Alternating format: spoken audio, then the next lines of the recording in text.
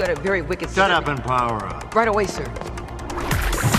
Is this movie a banger? Yes. But imagine spawning into the Sky High universe and getting the power to turn into liquid. Now, before this video starts, I need y'all to do me a favor. If you're watching this on your phone and you see this button right here, hype up this vid, especially if you enjoyed watching it. Oh, you fancy, huh? You probably tags, huh? You got rigs, huh? So it starts off with our main character Will Stronghold, who's trying to bench press one plate with his elbows wobbling, trying to get them last minute gains before school starts. His dad is coming up the stairs, so Will starts panicking and adding weight to the bar. The embarrassment from getting caught working out at home was too much. If he's gonna get caught, might as well add every plate on that bit. His dad opens the door and bro is talking about some 255. Oh, hey dad, don't worry, it's just some light work. So his dad is proud, taking off his glasses and sitting down, talking to his son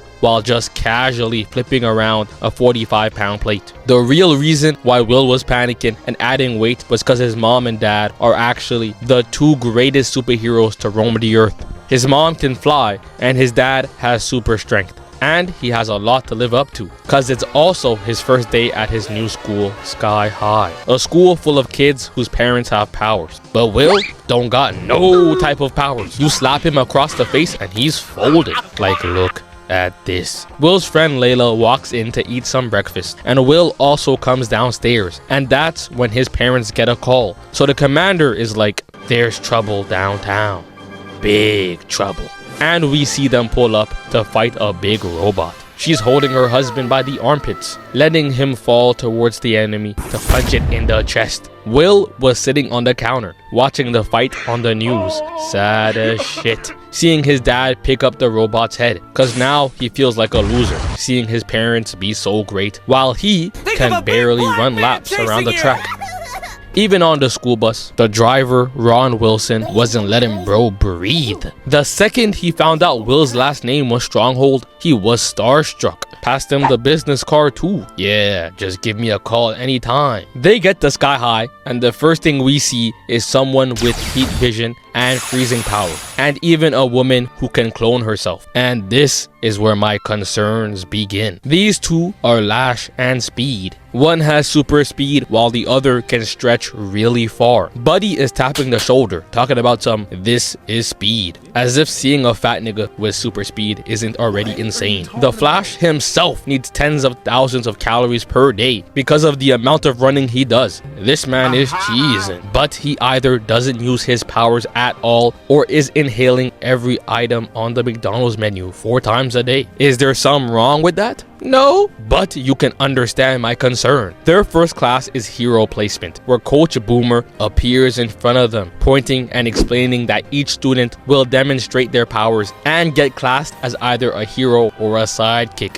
And I'm sorry, but this has to be powerist or some form of racism. Imagine waking up for the first day of school, going to your first class, and a teacher in booty shorts is standing there like, oh yeah, you will be the master, and this nigga right here, whose power is to shoot milk out his ass, yeah, he'll be the slave. So they start going up one by one. The first dude had a sleeper build and could turn into a giant rock monster. Then Zach went up next, clapping his hands and saying, voila, I am glowing. He wasn't glowing, obviously, but either way, his powers were to glow in the dark. Next is Lil Bro right here, who throughout this movie is my biggest concern, since half the times he's involved in the movie literally makes 0 sense. But his power is to turn into a pile of goop, straight liquid. Some people can fly, have super strength, or even super speed, but he gets to tell people that he melts on a hot day. This whole thing really showed that some people got lucky with the superpower roulette, while others got fleeced. There was someone with acid spit. Then next up was a shapeshifter.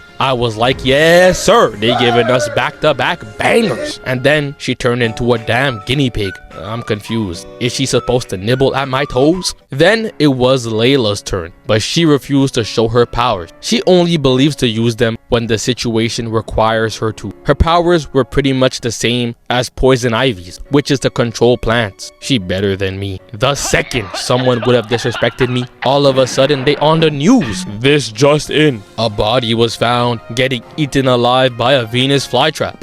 The bell rang, so Will has to wait until after lunch to show off his non-existent powers. So they're all in the cafeteria eating, and Will notices someone staring at him, and they say that it's War and Peace. His mom is a hero, and his dad is a villain. So Will is like, what that gotta do with me? And it turns out that Will's dad, the commander, is the one that arrested Warren's father. Once again, what that gotta do with me? Will goes to the bathroom and sees Ethan coming out the stall after just getting his head flushed down the toilet. Thanks for the swirly, and running out. And this is what makes no sense to me, cause bro can literally turn to liquid. So how is he getting his head flushed in the toilet when he could just turn to goop and slide away? I've never seen someone want to get bullied so badly. It's finally Will's turn to show off his powers, but he's nervous. So he whispers to the teacher, "What do you mean you don't know what your power is?" Just embarrassing Will in front of the class, and almost killed him by dropping a car down, and then tried to make him fly by launching him into a wall, and made sure the whole school heard that Will Stronghold was a sidekick. So now he's in the infirmary talking with the nurse. He's sitting there like these, while the nurse explains that even with two superhero parents, it's theoretically possible that the kid doesn't have powers. You know, maybe the mailman passed by one day. Will gets home and tells his dad that he needs to have a serious conversation, but his dad wants to show him some first, bringing him down to the secret lair and showing him all the prized possessions, the artifacts that they keep from when they fought their enemies. So Will did what any sane child would do and completely avoided to mention that he doesn't have powers, to not ruin his dad's good mood. The next day at school, they start their lessons for hero support to learn how to be sidekicks. They really enrolled into a superhero school just to get segregated. Shit crazy. Their teacher is All American Boy. I already know his theme song with a suit like oh.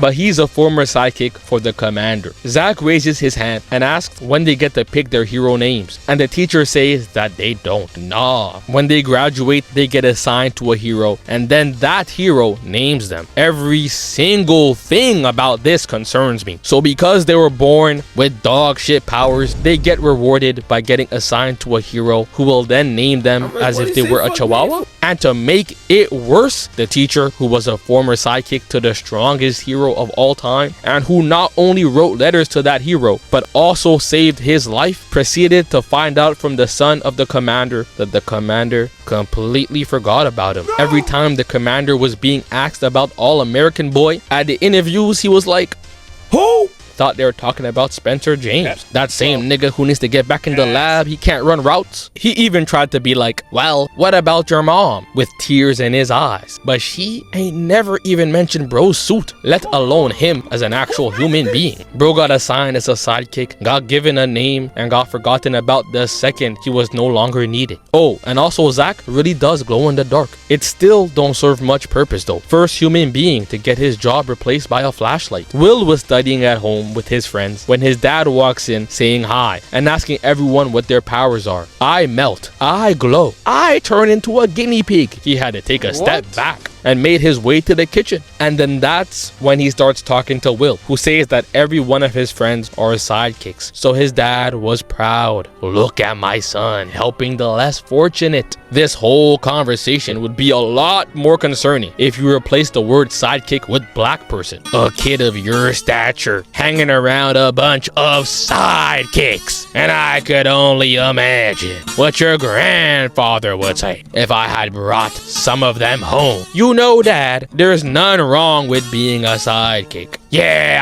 I know. I used to have one.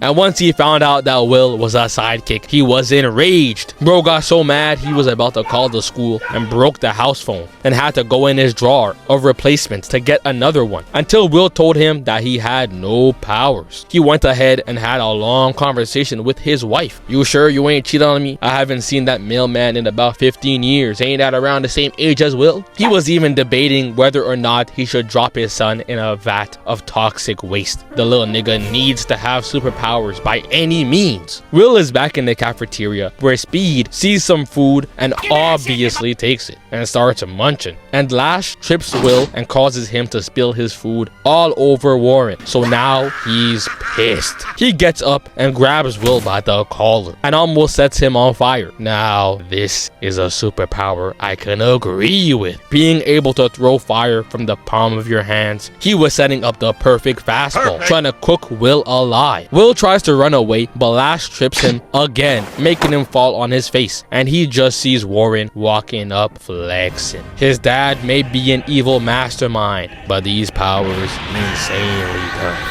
He had Will crawling for his life, and instead of just going around to the side of the tables to easily throw fire and burn him, Warren wanted to prove to the world that he had no brain. So he jumped on the table and started throwing fireballs down towards Will, but made sure to only throw the fire at the side of the tables. He's got the worst aim of all time. Even the food was untouched. Can't even ask him to heat up my steak. Will's friend pulls up and Warren decides he wants to pull out the ult to eviscerate them. But that's when Will gets his super strength and lifts up the table with Warren on it. He's standing there posing and smiling. Even Zach was on the side happy. He don't even know what's going on. And he tosses Warren into the ceiling to land on his back. Everyone is clapping, calling Will the GOAT. So Will turns back to Speed and Lash, who vanish immediately. But at the same time, Warren gets back up and gets launched through a wall, getting back up as if none happened and walking back into the ring to flex some more. He's getting cooked so badly, but his powers look cool though. Everyone cleared the area so quick. They only around when Will is winning. Once there's even a sign of struggle, he's on his own. Layla passes him the fire extinguisher and he uses it to stop Warren, but the principal shows up. Will ain't really care though. What's she gonna do? Expel him and have both his parents knocking at her door? She gonna be sitting there like Lex Luthor. Open that bitch up right now. She don't want that smoke. Will went home and broke through the front door, turning around and seeing his parents just standing there, saying that he's got his powers and casually lifting his mom in the air. But they're just complaining about the fact that he destroyed the cafeteria. Boo! Nah. The meatloaf got burned. Who gives a shit? It was made with rat poison anyways. So his dad brings him down to the lair and celebrates, even gifted him an Xbox. And now came the time for Will to switch up on his day ones. Do not contaminate me with your garbage superpowers, please. He's walking out the room pretending to be sad, looking back, and the second he saw his friends say, "It's okay, go have fun," he started smiling and dipped. Reminds me of my friend who keeps telling people he beat me 12-0 when we 1v1'd in basketball. Nigga doing that shit just to piss me off. I'm like, oh yeah, this ain't my man's. This is not my homie.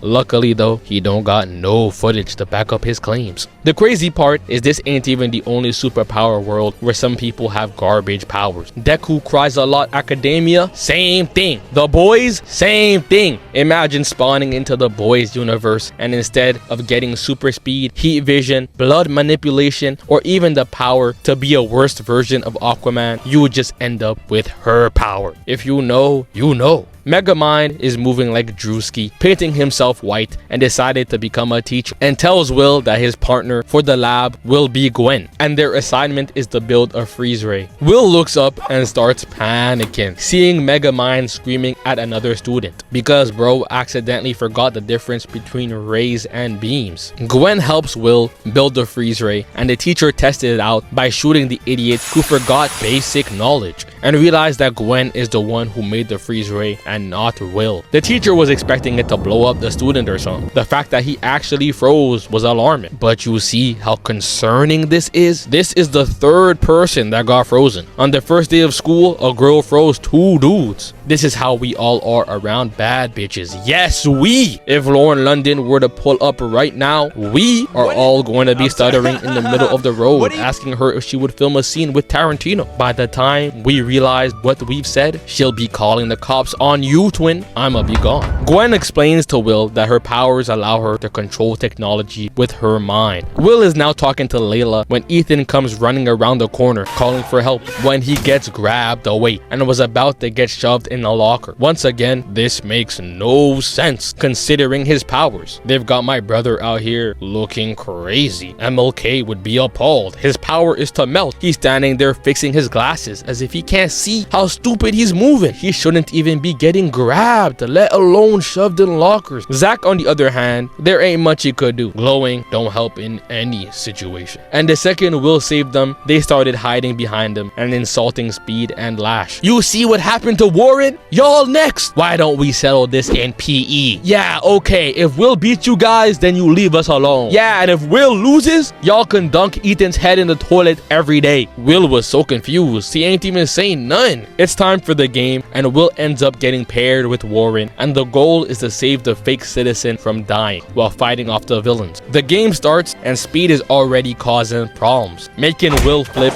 and slide across the gym, getting back up just to get knocked around some more. So Will gets the idea to do this Mickey Mouse jump and break the floor to stop Speed from running and to send Lash crashing down, taking the opportunity to pick him up and tie him to a metal pole. They don't got much time left, and Warren is losing oxygen because of Speed. So Will goes over and grabs Speed, sending him to run into his friend, while Will throws Warren to catch the citizen and win the game. So he's having the time of his life. Ever since he left his day ones, he's been balling. Going home, hearing his dad praise him like never before, and seeing Gwen in the kitchen talking with his mom, started squinting and wiped the smile off his face. His dad is tapping his shoulder, proud of his son. But I don't see none amusing about this. Who invited her? And how does she know where I live? Plus, she's a senior hanging with a freshman. He said, lock 'em up. Oh man.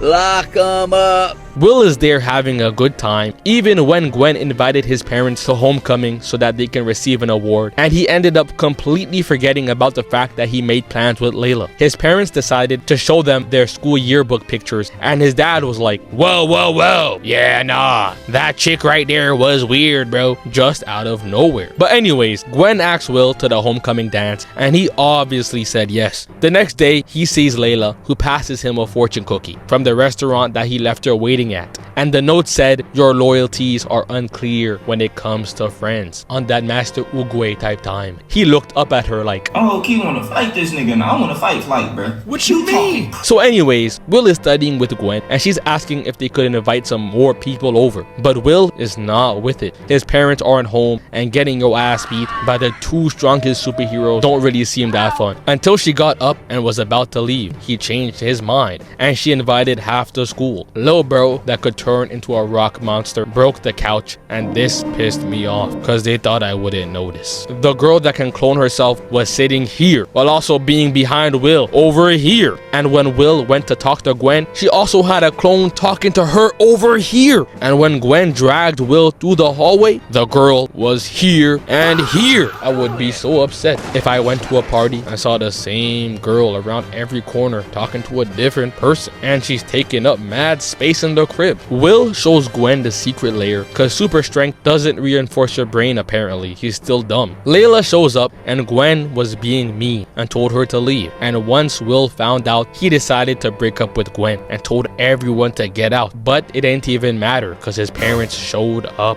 So Will decides to not go to the dance, but ends up changing his mind once he realizes that Gwen stole a gadget from the layer and connected the dots, noticing that the girl from the school yearbook had some to do with Gwen. He gets to the school and finds out that Gwen is a super villain and is turning everyone to babies, and tells her to put down the children. And she explains that when his parents defeated that villain years ago, that it wasn't her mom, but it was her. She was the girl in the school yearbook. She got hit with her own weapon and turned to a baby, and her minion raised her to be a villain again. Bro said there ain't no second chances, we don't change our ways. So Will was like, oh no, I wasn't in love with a senior, I was in love with a senior citizen. Lock 'em up. Oh man. Lock 'em up. She tackled him into the school gym, got thrown onto a table, picked up and slammed on her face. She's probably seeing none but scribbles, and got slammed again and thrown onto the stage. Will got confident now and started charging in with his fist ready, sprinting at his target and got smacked away. At one point he thought he had her, but looked up when his friends pulled up and got sent flying out the window, falling down through the dark sky. And that's when the plot armor kicked in, running through his veins like venom. He came flying up slowly in the background. Everyone else got one power. This man said, nah, double it for me. She turned around so quick, they given this man every upgrade in the book. But Will did end up beating her. My boy Ethan got stuck with the power to melt, and Will got two of the most OP superpowers to ever exist.